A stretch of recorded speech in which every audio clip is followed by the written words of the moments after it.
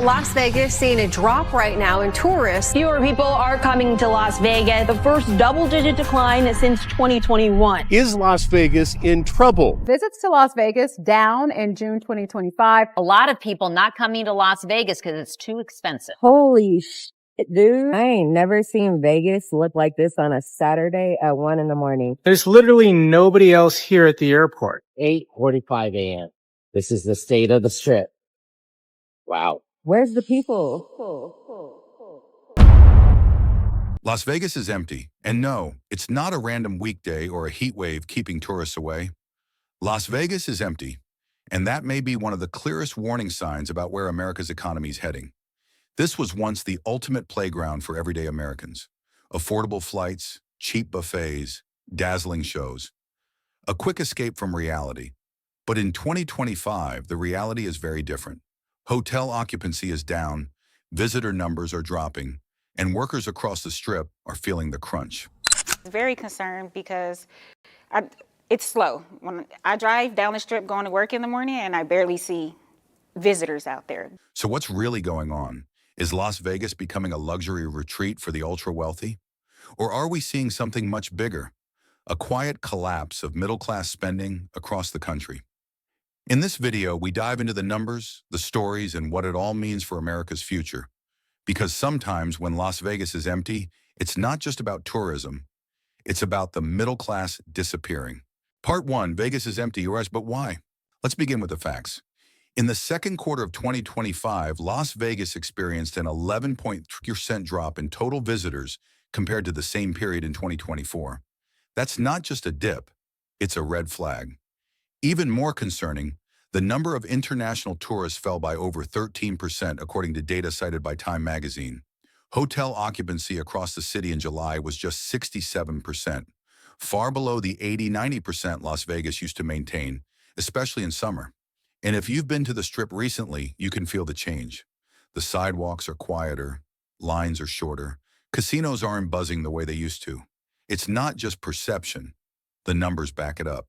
And that raises the big question, why is Las Vegas so empty right now? Is it seasonal? Not quite. Summer has always been a peak travel time, even with the heat. Is it bad marketing? Unlikely. Vegas spends heavily on tourism campaigns year-round. So what's the real reason? According to dozens of interviews with visitors and locals, and supported by hard economic data, it boils down to one core issue: cost. What surprised me was the food. The food has increased so much. The buffets are so expensive now. It's like, I don't know, unexpected maybe. Las Vegas has quietly become one of the most expensive travel destinations in the U.S. Here's how it happens. You see a hotel room online for $149 a night. Not bad, right? But then comes the fine print. A $45 resort fee, $30 for parking, 15 to 20% in local taxes, and suddenly that cheap weekend costs hundreds more before you've even touched a slot machine or seen a show. These added fees, often called nickel and dime charges, are frustrating visitors and driving many away. As Hotel Management Network puts it, Las Vegas is pricing itself out of its own market. And that's just accommodations.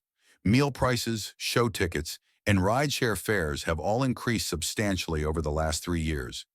Even something as simple as a breakfast buffet now costs $40 or more at many properties.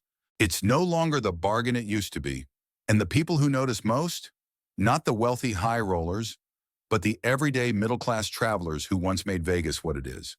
Part 2, middle-class tourists are checking out. The rising costs in Las Vegas aren't just irritating. They're driving away the very group that built the city's reputation, middle-class Americans. For decades, Vegas was marketed as a fun, affordable escape for everyday people. Blue-collar workers, retirees, young couples, families on a budget. But in 2025, that picture is fading fast. A couple from Phoenix told the Las Vegas Review-Journal, "We skipped the shows. We skipped the fancy dinners.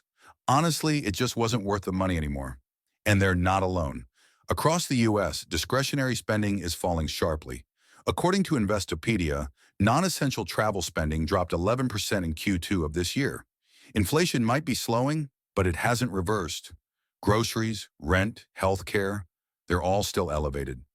And when families look at their budgets, travel is one of the first things to go, especially when it's no longer a deal. Las Vegas is only for rich people now. That's what many frustrated travelers are saying online. On Reddit and travel forums, stories about resort fee shock and $8 water bottles are everywhere. Some even use a new term, Vegas regret. They save up, they book the trip, and they leave feeling like it just wasn't worth it. And the numbers reflect this shift. Many visitors still come to Vegas, but they're cutting back.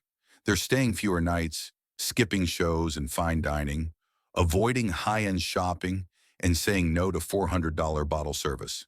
In short, they're showing up, but checking out mentally and financially.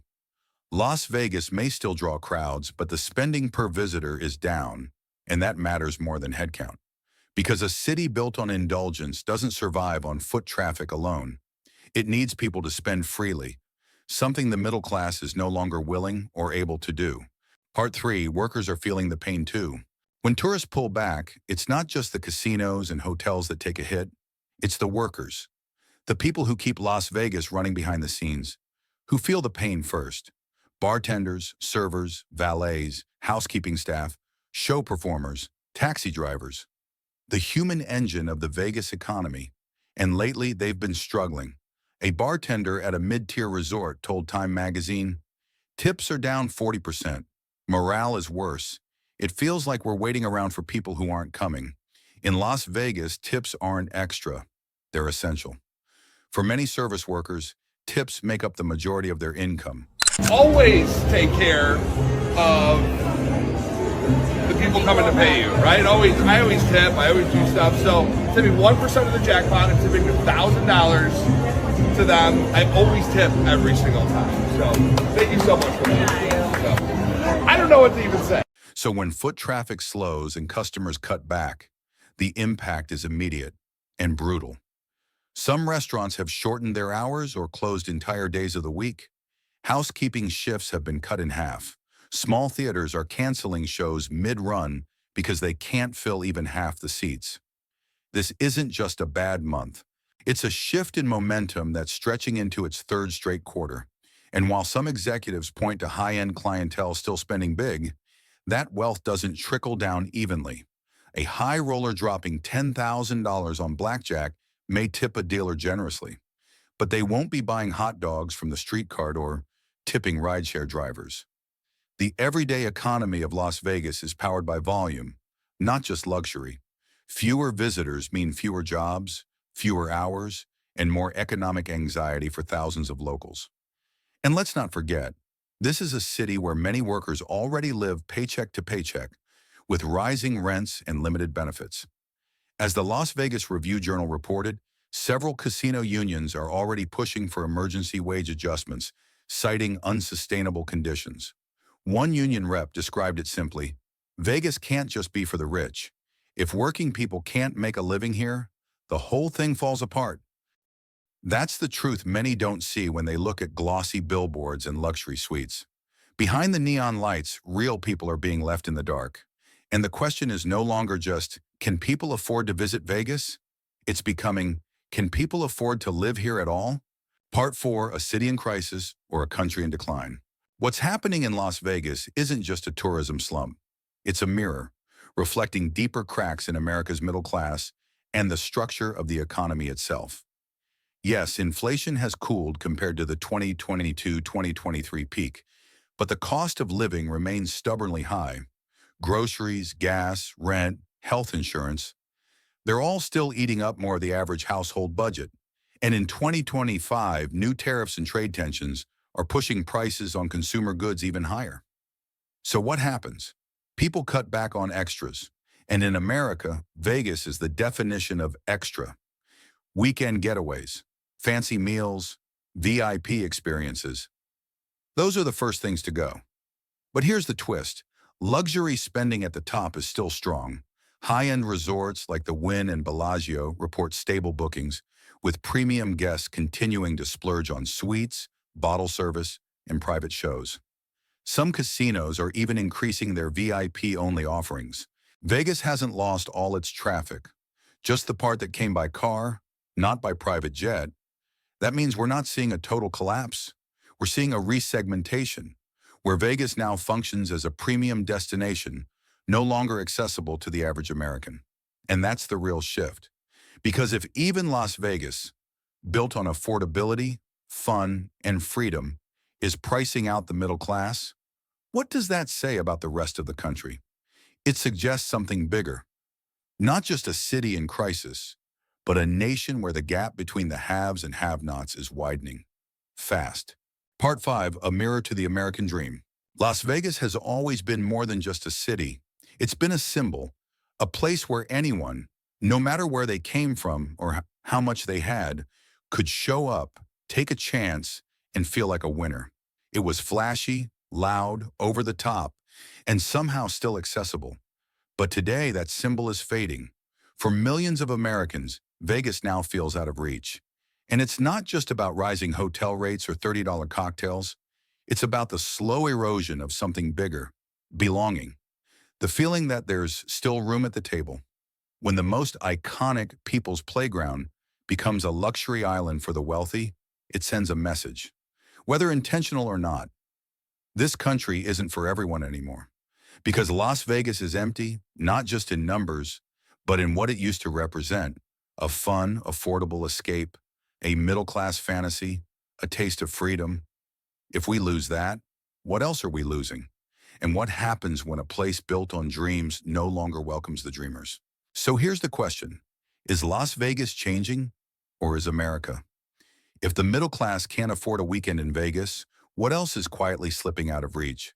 Because when joy, escape, and spontaneity become luxuries, the foundation of the American dream starts to feel fragile. Have you been to Vegas lately?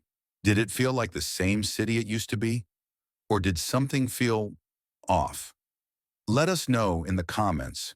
Your experience matters, and it tells us more than the headlines do. And if you found this breakdown helpful, consider subscribing for more balanced, in-depth reporting on the stories shaping life in the U.S. No hype, no spin, just the bigger picture, calmly explained. Up next, what Trump's 2025 tariffs could mean for your wallet. Until then, thanks for watching and stay sharp.